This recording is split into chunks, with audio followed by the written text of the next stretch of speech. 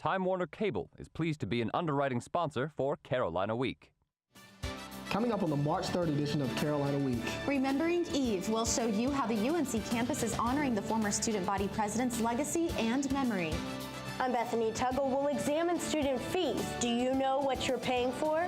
In sports, you don't want to miss the hidden talents of this Tar Heel announcer, and a sweet farewell for some accomplished seniors. Weathercaster Carl Barnes will tell us if we can expect even more winter weather to come our way before spring break. All that and the latest on the disaster in Chile. Carolina Week starts right now.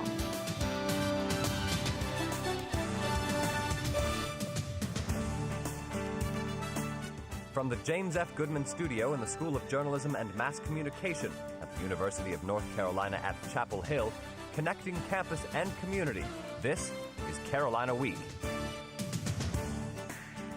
UNC faculty, staff, and students are honoring Eve Carson's legacy. Good evening, I'm Chris Neal. And I'm Andrea Blandford. Thanks for joining us. It's been almost 2 years since we said goodbye to the former student body president. The memories of that terrible day still linger, but so do the fond memories of everything Eve Carson brought to the Carolina community. It's been 2 years since Eve Carson, former student body president, was murdered in Chapel Hill on the morning of March 5th, 2008. Yet for some, in many ways, it's like it was yesterday. Former Chancellor James Measer worked with Eve while she was in office. I, Eve Carson, Do affirm. I had a wonderful opportunity to really see her as I said, in many situations I saw her crying and I saw her enormously happy, but I saw the real Eve, and you couldn't help but love her. above all, I just have I'm obsessed with this school. I love UNC. So thinking about having a hand in UNC's long-term future is just really exciting.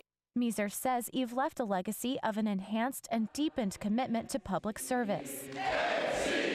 But most of all, UNC student body president-elect Hogan Medlin says it was Eve's sincere interest in others that set her apart. Eve took such a personal, took a lot of her own personal time out of her own life to get to know someone. Eve was a Moorhead Scholar from Athens, Georgia, and she was nothing short of a blue and true Tar Heel. She once said, "I love UNC. I love the quad in the spring and the arboretum in the fall. I love the pit on a sunny day and Graham Memorial Lounge on a rainy one." But she said, above all else, it's us, the student body, who make UNC what it is. Medlin says Eve was the reason he got involved with student government as a freshman, and says her life inspires him and many other students still today. So many people have taken the personal initiative to sort of fill in the gap that's been there since Eve's death. Maybe, they don't know personal stories, or they don't really know much about her, but what they do know is they know that she embodied something that this university is striving to pursue in all of its students, and that's what we mean by the Carolina Way. Chancellor Measer noted that Eve was opposed to the death penalty, but prosecutors are still seeking capital punishment in the case. Attorneys for one of the men accused of Carson's murder, Demario James Atwater, are still trying to get his trial moved out of state. They're now subpoenaed local media accounts of the case in an effort to show that their client wouldn't get a fair trial in North Carolina. They want the judge to move the trial to Virginia. Instead, there's a hearing about the subpoena next Wednesday in Winston-Salem. The university will honor Eve Carson tomorrow with the dedication of the Eve Marie Carson Memorial Garden. Elizabeth Lamb joins us from the garden. Elizabeth? Chris, the garden is located right here behind the Campus Y and Polk Place, right in the heart of campus. The garden has this seating area, which features a blue stone seat set in a traditional campus Chatham stone wall. Carson's favorite seasonal plants and flowers surround the bench and the inscription wall. Inscribed is a memorable quote from Carson: "Learn from every single being, experience, and moment. What a joy it is to search for lessons and goodness and enthusiasm in others." We certainly found joy and goodness in her enthusiasm. The garden will be a place to honor all Carolina students who pass away before graduation. Again, the dedication will be here tomorrow at 4. Okay, so Elizabeth, who can we expect to be at the ceremony? Well, Chris, we can expect Chancellor Holden Thorpe, UNC Board of Trustees Chair Bob Winston, and current student body president Jasmine Jones to be in attendance.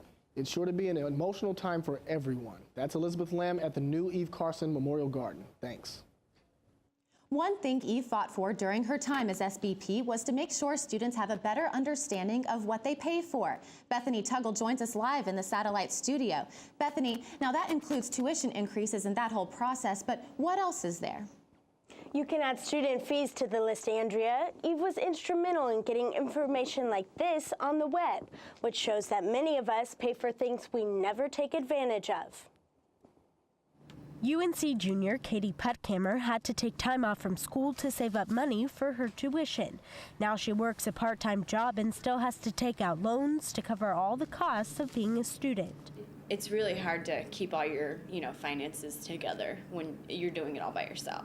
In addition to paying tuition, Puttkammer also has to pay student fees totaling more than $1,400 a year for things she rarely or never uses. For example, an education and technology fee, $409 covering things such as labs on campus. The health service fee, $406 for the services of campus health. An athletics fee, $265 going toward your attendance at athletic events. And the student activity fee, $324 broken into 12 categories, including participation in intramurals, your use of facilities like the Student Recreation Center, and a renewable energy fee for keeping the campus green. Assistant Vice Chancellor for Finance at Carolina, Roger Patterson, co-chairs the fees committee and compares student fees to taxes. There are many things services I pay for through taxes that some of which I may directly benefit and others I do not. So yes, all students do pay, even though they may choose or not end up using that service. Jenna Robinson at the Pope Center for Higher Education Policy says student fees are really just extra tuition. The university should be honest. If this is something that is acting equivalent to tuition, they should call it tuition so that students can make better choices up front about whether they can afford college. Also included in student fees is something all students do benefit from, safety and security. But this fee is significantly less than many of the other fees, coming in at only $2.20. For instance, we all pay $12.81 for the child care services fee that fewer than 50 students benefit from. I don't have kids, so why am I paying for that? To me, it just doesn't make sense. If you're not going to take advantage of it, I don't think you should have to pay for it. Protect education, and students will be protesting against tuition increases. Some of them might want to protest against student fees as well. And let's hope they do, Bethany, but once a fee is on the books, can the student body get rid of it? There's a way to do that, Andrea, but it's not easy and rarely happens. We'll explore that part of the story after spring break. Well, we're looking forward to it. That's Bethany Tuggle live in the satellite studio. Thanks, Bethany. Information tonight about a fire that destroyed the home of several UNC students.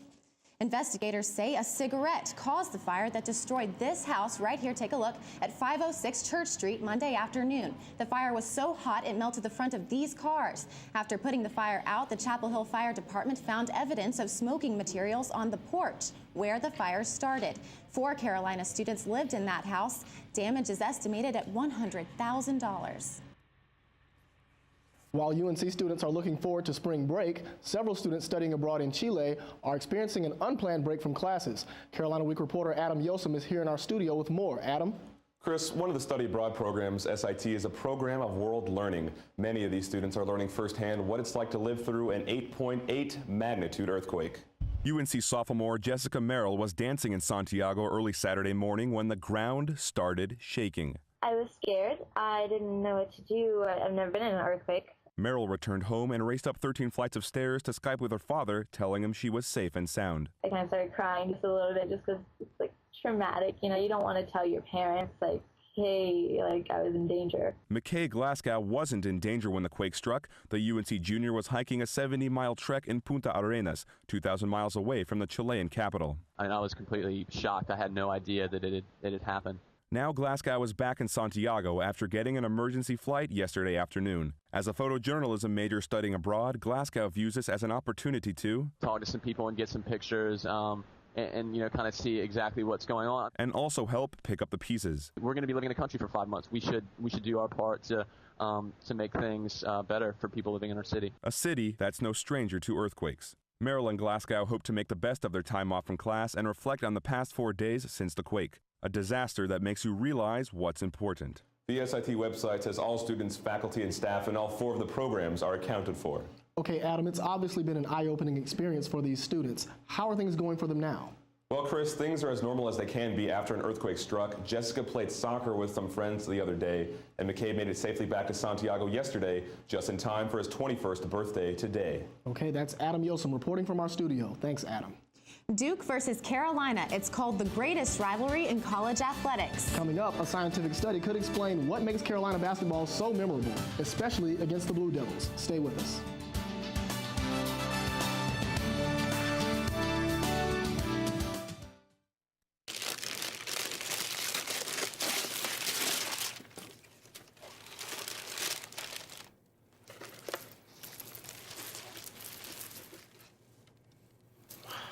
I remember how much you said you liked wine. Oh.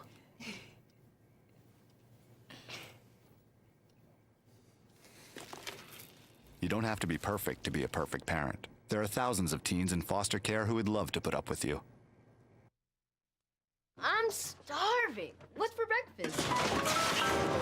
Guten Tag! Johannes, Ross! I bring you arts-enriched Raisinblums, fortified with increased test scores and creative problem-solving skills. It's good! And good for you. Bobby? Susie? Don't worry, that's just the power of the arts! Feed your kids the arts. For 10 simple ways to learn how, visit AmericansForTheArts.org. Oh, those boys are much too much. Those boys are much too much. We got the spirit. We're hot. We can't be stopped. We got the spirit. We're hot. We can't be stopped. We're going to beat them and bust them.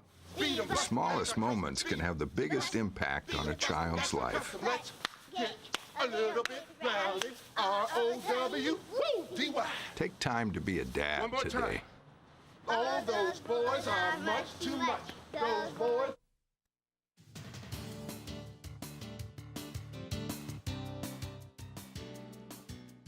Tar Heel fans will probably remember Carolina's slam dunks long after Saturday's game against Duke. Health reporter Carrie Gann describes a recent study that explains why we remember emotionally charged events. But I'm actually sitting right here. UNC student Alex Orr has rooted for the Tar Heels for as long as he can remember, but certain emotional moments from 2005 stand out. Sure enough, the Heels fought their way back and won the game at the last minute with a shot. Duke neuroscientist Kevin Labar studies why some events are more memorable than others. These alley-oops and the slam dunks, these highlight reel plays that they show on ESPN. Why are these so memorable? People recall events better when the memory originated from a moment of high emotion. In a recent study, Labar showed participants footage of a Duke-UNC game from 2000 and asked them to recall the outcome of various shots. He monitored brain activity with an MRI. What surprised them was activity in this area, tied to sensation and muscle coordination, and this one involved with feelings of empathy. Fans seemed to be putting themselves in the players' shoes. The brain regions that were more active for plays that benefited your team were parts of the frontal lobe and the parietal lobe that control attention. I think what was surprising in the study was how widespread the emotion effects were in the brain. Researchers saw similar effects in both Blue Devil and Tar Heel fans. Labar says there's something special about their attachment to the game. The fans are really emotionally intense during the course of the game. So we felt that they provided a great research opportunity for us to look at how emotion modulates memory performance. Many Triangle fans will have this weekend's game etched in their memory.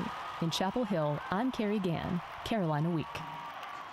Of course, those of us here at Carolina are hoping those memories are based on a Tar Heels victory over the Blue Devils. Most kids at the UNC Children's Hospital won't be able to make it to the big game on Saturday, so a big-time basketball player visited them this afternoon instead. Hotshot Branch is a 7-year veteran of the team. He's a member of the Smile Patrol Harlem Globetrotters initiative that has the players visiting children in hospitals. Branch signed autographs and took pictures with his little fans this afternoon. The patients even learned one of the Globetrotters' signature moves. Branch says he's thankful he can make kids smile. So to come out and get an opportunity to share my blessing and also make someone feel good and I know that at the end of the night, once I lay down, I've done something special. The Globetrotters will be at the RBC Center in Raleigh on Friday, and I'll predict they win. Delivering the opening prayer to the U.S. House is an honor, and a local man got that honor this morning in Washington, D.C. Congressman David Price invited the Duke University Muslim chaplain Imam Abdullah Antepli to lead the 10 a.m. prayer at the U.S. House of Representatives. Antepli joined the Duke University in July 2008, and he's the first Muslim chaplain in Duke history. Each member of Congress is allowed to suggest one prayer leader per session. Spring break is 47 hours and 45 minutes away. Not that we're counting. Julia LaRoche tells us about a spring break destination you might not have considered. Tyson Bolduc is a professional extreme skier from Colorado, and he knows good snow. He's impressed by the snow conditions in the southeast. The snow conditions here are actually comparable to what we've experienced in Utah or Colorado lately. It's been a rough year kind of throughout the country, but I think the storms are coming here, so the snow is fantastic. Area ski resorts expect to stay open longer than normal this season. If we're skiing in March on the East Coast and the South, we're winning. Many of the southern ski resorts are seeing some of the best snow conditions in the last 20 years, making it an ideal place for a spring break vacation. If you're looking to ski, tube, or snowboard for spring break, you won't have to travel far. At Wintergreen, you will find a base of 50 inches of snow, beaches reporting an average of 55, and Sugar Mountain tops them all with a base of 59 inches. And you don't have to be a professional to enjoy this snow. In Wintergreen, Virginia, I'm Julia LaRoche, Carolina Week. Well, I really hope it doesn't snow here in Chapel Hill because this is where I'm going to be for spring break. And lucky for us, weathercaster Carl Barnes is here to tell us what we can expect for our spring break forecast. Carl? Well, most of the snow and the rain that has been in the region recently does look to head out. And as you can see here, the skies are starting to clear up outside, and I'll let you know what we can expect for the upcoming week coming up after the break.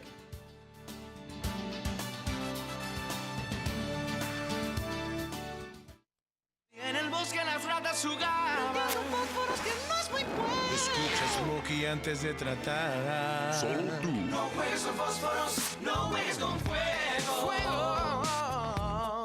No hay nada para un pobre conejo asustado, a un pobre ratón sin casa en que vivir. Si un hermoso bosque es lo que deseas, no juegues con fósforos, no juegues con fuego. Solo tú puedes prevenir los fuegos forestales. ¡Fuego! Takeout meals for just $12.99. Call them. Sherry Pearson. You are the sole surviving heir of the King of Montanopolis, and you are now worth $45 million. I'm rich!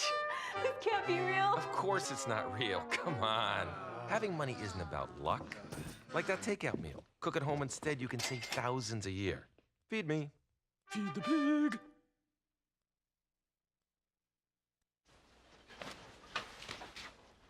Honey,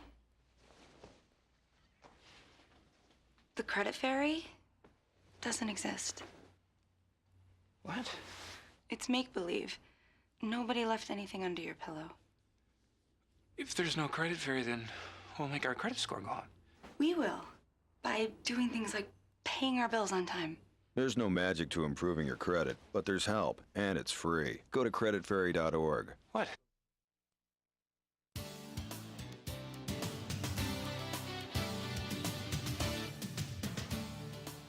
Welcome back. I'm forecaster Carl Barnes, and the good news is that the rain we have been seeing over the last 2 days is starting to move out of the area, and as we go through the night, we can expect things to clear up, and we will have a gradual warming as we go through the week, and we might even see a mild weekend for this time of year. Now, we did get some snow throughout the area over the last night and into this morning. Holly Springs saw 3 inches. That was pretty much the most that we saw in central North Carolina. Wilson saw around 2 inches, and Chapel Hill and the Triangle saw anywhere from a dusting to right around an inch. Now, you might think it's kind of strange to get that snow in March, and it is, but as you see here, the average temperatures for the 1st are right around 58 degrees. March 1st this year, we were at 54. So we're right around normal, but we did dip down for that snowfall. And as we head into the spring break weeks, what you can expect is high temperatures right around 62 on average. And as we head into the end of the month, you'll see high temperatures on average right around 67, which isn't very conducive for snowfall.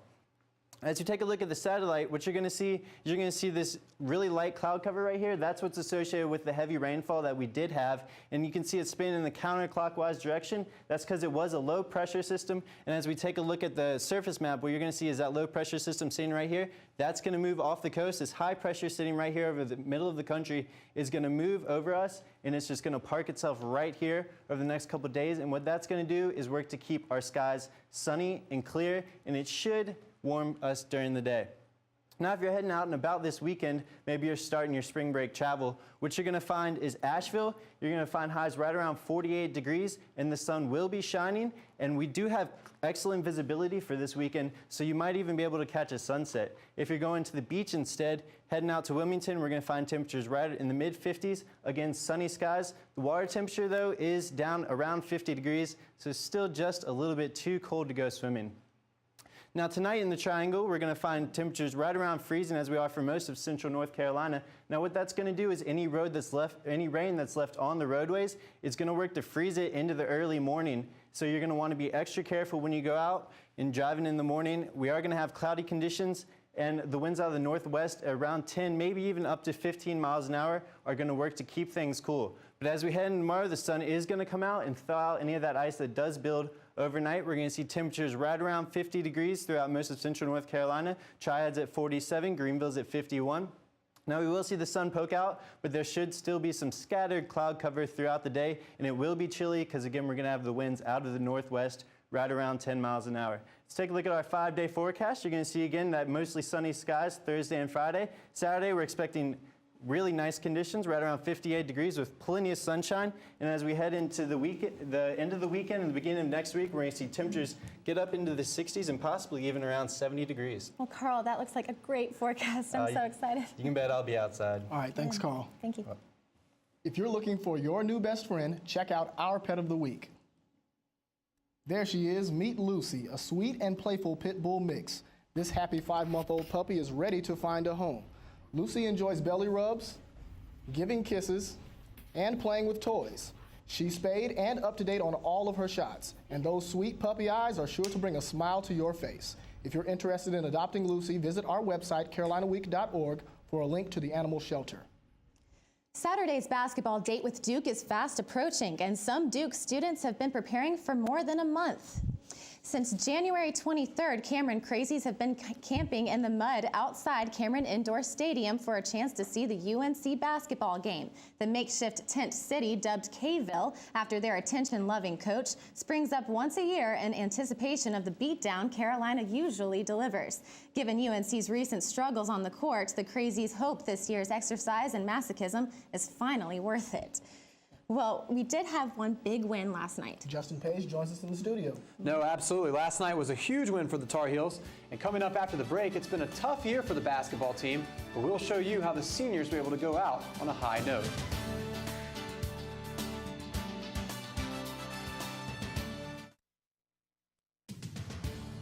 If you have a story idea, call Carolina Week at 919-843-8292 or email us at carolinaweek@unc.edu. If you have questions about this program, write Carolina Week at Campus Box 3365, UNC-CH, Chapel Hill, North Carolina 27599. Be sure to check out Carolina Week and Carolina Connection online at carolinaweek.org. So, April. Yeah? You know your charger's still using energy when it's plugged into the wall, right? Yeah, but that's not my charger. I don't even have a cell phone.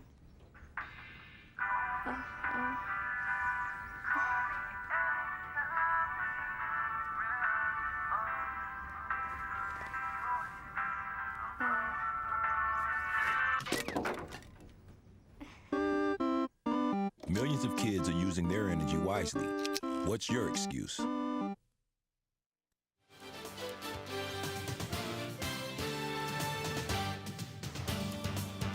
Welcome to sports. I'm Justin Page. This basketball season, there have been too few highs and way too many lows. But Tuesday night was definitely a major high. It was senior night as the Heels welcomed the Miami Hurricanes to town. Check out Deion Thompson ending his career with a bang. He finished the night with 14 points. Look at this turnaround jumper. That's good basketball right there. Watch Marcus Ginyard fly out of the bottom right of your screen with the putback. He was feeling it. He finished with 12 points and 12 rebounds, his first career double-double. Tyler Hansbrough was in town showing some love for his former teammates, and freshman John Henson shows the crowd that it might be senior night, but he also has some skills. But in the end, it really was all about the seniors. The Heels beat the Hurricanes 69-62. Carolina wins its 2,000th game. Only the Kentucky Wildcats have won more games. Could Tar Heel fans possibly hope to make it 2001? Just got to keep playing like we've been playing hard, cut down on a few mistakes that we make, and go on to Cameron and keep playing like we have been playing with intensity and focus, and I think we'll be just fine. And of course, the Heels will travel up 15-501 on Saturday to take on the Blue Devils. If you've been to enough sporting events on campus, there's a voice you might find familiar. Nick Keene joins us live in the studio. Nick, who is this mystery man? Justin, that voice belongs to Mike Copeland. No, he's not the former Tar Heel basketball player, as you can tell. Not even close. Welcome back to Bosher Field. That's Mike Copeland, public address announcer for North Carolina baseball, women's basketball, and a host of other sports. He prefers a different title, though. It's my own self-ascribed moniker, right? The voice of choice. The voice of choice has more skills in front of the mic than the average announcer.